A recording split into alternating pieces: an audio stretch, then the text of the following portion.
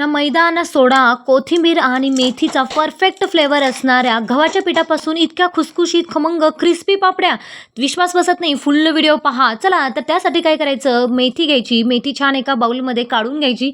कोथिंबीर पण घ्यायची. एक एक बाउल घ्यायचा आहे. 2 वाटी गव्हाचं पीठ टाकायचं. त्यानंतर 4 ते 5 मिरे बारीक करून टाकायचे.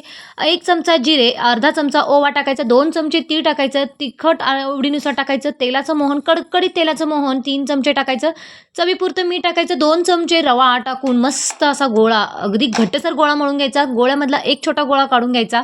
त्यानंतर चपातीसारखं छान एकदम पातळसर लाटून घ्यायचं. त्यानंतर छोट्या एका कटरच्या साहाय्याने छान अशा गोल गोल गोल अशा आपण पापड्या पाडून घ्यायच्या. मस्त एकदम गरम गरम तेलामध्ये क्रिस्पी होईपर्यंत तळून घ्यायच्या, म्हणजे फ्राय करायच्या. आणि पाहू शकता अतिशय सुंदर अशा एकदम क्रिस्पी अशा या गव्हाच्या पिठापासून मेथी कोथिंबीरच्या पापड्या तयार आहेत. तर खालील दिलेल्या लिंकवर क्लिक करा आणि पुढला व्हिडिओ पहा.